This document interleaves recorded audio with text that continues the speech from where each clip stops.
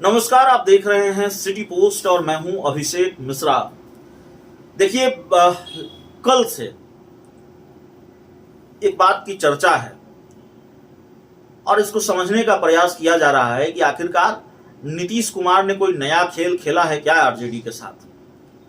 अब नीतीश कुमार का आरजेडी के साथ नया खेल क्या है? देखिए, जेडीयू की राष्ट्रीय कमेटी की लिस्ट सामने आई है। जेडीयू की नई राष्ट्रीय कमेटी बनी है। ललन सिंह ने अपनी नई टीम बनाई है और उस नई टीम की जो लिस्ट सामने आई है, उस लिस्ट में कुछ ऐसे नाम हैं जो हैरान करते हैं। एक तो केसी त्यागी, जेडीयू के बड़े नेता, नीतीश कुमार के काफी करीबी, लंबे वक्त से जेडीयू के बड़े बड़े पदों पर रहे, उनका नाम इस लिस्ट में नहीं है। चलिए उस पर आगे किसी वीडियो में बात कर लेंगे। लेकिन एक नाम, गुलाम रसूल बलियाबी, जिनके बयानों पर लंबे वक्त से बवाल रहा बिहार की राजनीति के अंदर, चाहे उनका करबला बना देने वाला बयान हो या सेना को लेकर जो उन्होंने बयान दिया, पीएम मोदी को लेकर बयान दिया, किसी भी बयान से जेडीयू ने इत्तेफाक नहीं रखा। जेडीयू इस बयान से किनारा करती रही। इन बयानों से किनारा किया जेडीयू ने और कहा इस बयान से हमारा भाई कोई लेना देना नहीं है। बल्कि जेडीयू के नेताओं ने तो हमला भी किया, गुलाम रसूल बलियाबी पर आईना भी दिखाया। गुलाम रसूल बलियाबी लंबे वक्त से पार्टी में किनारे चल रहे थे, दरकिनार किया गया था उनको। कभी राष्ट्रीय महासचिव हुआ करते थे, बहुत दिनों से पद पर नहीं थे, फिर राष्ट्रीय महासचिव बना दिया गया है। तो अचानक जो गुलाम रसूल बलियाबी की पुनर्वापसी हुई है, वो अवतरित हुए हैं ये राष्ट्रीय कमेटी के माध्यम से। इस पर सवाल है कि आखिरकार नीतीश कुमार को, जेडीयू को, क्योंकि गुलाम रसूल बलियाबी अगर किनारे लगा दिए गए थे तो फिर नीतीश कुमार और जेडीयू को गुलाम रसूल बलियाबी की जरूरत क्यों पड़ी?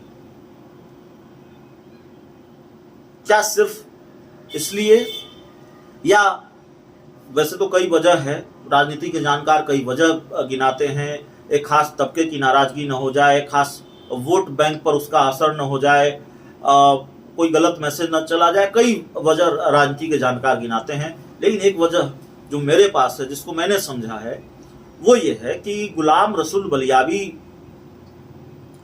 की छवि एक बयानवीर के रूप में है और महागठबंधन की सरकार बनने के बाद नीतीश कुमार और जेडीयू सबसे ज्यादा अगर किसी बात से परेशान रही है तो वो जेडीयू आरजेडी के बयानवीरों से रही है। और एक के बाद एक कई नाम हैं, वो सुरेंद्र यादव हों, बिहार के शिक्षा मंत्री प्रोफेसर चंद्रशेखर हों, और सबसे ज्यादा परेशानी पैदा की है पूर्व कृषि मंत्री और आरजेडी के विधायक सुधाकर सिंह ने। सुधाकर सिंह नीतीश कुमार को शिखंडी कहते हैं और न जाने क्या क्या कहते हैं। आरजेडी ये कहकर पल्ला झाड़ लेती है, भाई नोटिस भेज दिया है, जवाब आ गया है, कार्रवाई होगी। जेडीयू आज तक इंतजार ही कर रही है कब कार्रवाई होगी, इतना दिन तो हो गया, तब तक कार्रवाई हुई नहीं है। कार्रवाई का भरोसा दिया जाता रहा है। तो अब ऐसे में जब आरजेडी की तरफ से हमले हो रहे हैं नीतीश कुमार पर, जेडीयू पर, और तेजस्वी यादव, लालू यादव कार्रवाई की बजाय कार्रवाई का भरोसा दे रहे हैं सिर्फ, तो फिर नीतीश कुमार को भी एक बयानवीर की जरूरत थी जो मोर्चा संभाल सके। अब उपेंद्र कुशवाहा थे जिन्होंने आरजेडी के हमलों के जवाब में, सुधाकर सिंह के हमलों के जवाब में इतना तक कह दिया, यहां तक कह दिया कि तेजस्वी यादव ने बीजेपी से डील कर ली है, यहां महागठबंधन को नुकसान पहुंचाइए, वहां हम आपकी मदद करेंगे।